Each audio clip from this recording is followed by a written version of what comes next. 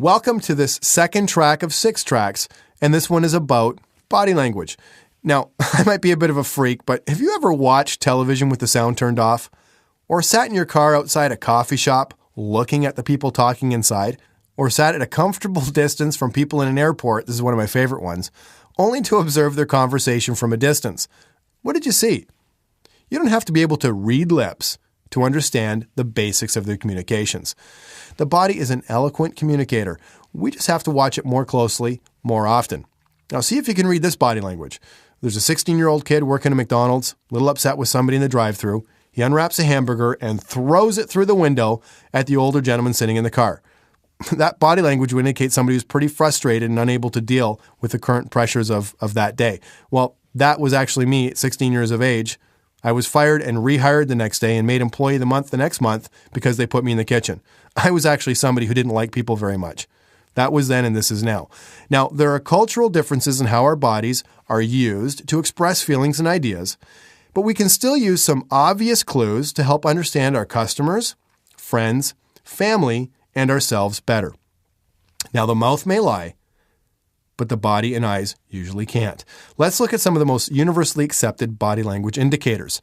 Now, here's some obvious I'm interested clues. Arms are open, fingers, feet, or shoulders are pointed towards you and they move towards you. Eye contact increases. Eyes get bigger. Maybe they light up. They ask you to repeat things. They give you something to hold, or they leave things with you. They smile and nod when you do. Their tone softens up. Perhaps there's some laughter. Now, these next ones would be some obvious I'm not interested clues. They don't really open up to you either conversationally or physically. Tone becomes hostile or politely neutral. Turning towards someone or something else. Moving their personal things closer to them and away from you. Looking away frequently, becoming agitated or perhaps fidgety. Two people never begin mirroring either one's body language. Well, they're not connecting. And tapping fingers, crossed arms, or perhaps moving things behind their hands. Now, never forget that the body language it's a thing that we use as a two-way street.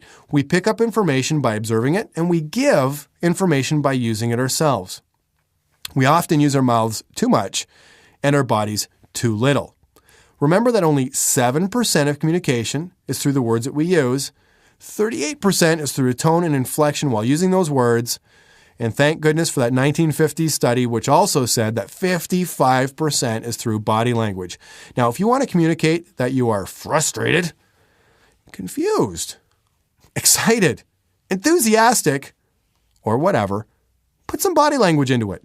Use your understanding of communication to sift through mind deals, sales that are happening in your mind, but not in the mind of the customer.